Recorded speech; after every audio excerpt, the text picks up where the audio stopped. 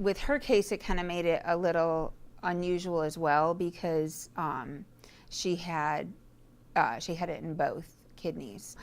There was a very small spot in her left kidney. She ended up going straight into chemo first, and they were able to biopsy just kind of that small part out. But she did end up losing her right kidney because the tumor, by the time it was, like, we had gotten into UK, and what's crazy is, I mean, this was literally a week's time between feeling what felt like a little, what I consider a little clementine orange under the skin, to when we went into UK a week later into the emergency room, the tumor was from here to here and here to here. It had literally engulfed her entire right side. I remember they used the word that, it could be cured, and which I thought was very interesting because I don't usually, with cancer you don't associate cure, but they said, with 5 years out in remission, Wilms tumor is not going to come back.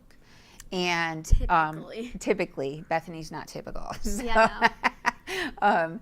So she was actually 4 years and 9 months in remission when last year it hit us again, completely out of the blue. I took her in for her 6th grade shots, and just through a routine examination, they found an unusual lump. It didn't feel the same as the first one. Bethany had no symptoms.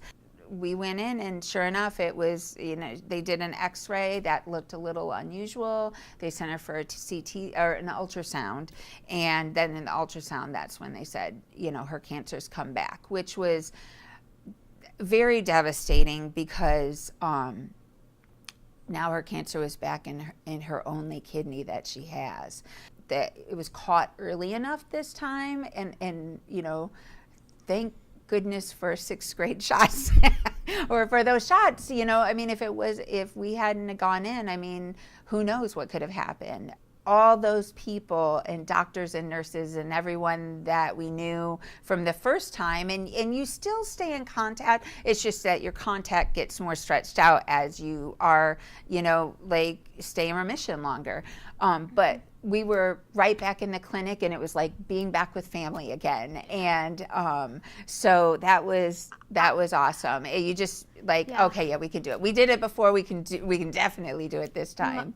Most of the time, the nurses I had were from the first time I had cancer, so that was nice. Yeah, it just gives you a little bit of almost like a reminder of how much you kind of miss them, because I only saw them at least maybe once a year for a week for camp, but then that's all I saw them. So then with this second time, again too, she didn't have to do radiation, but she did have to go through chemo again.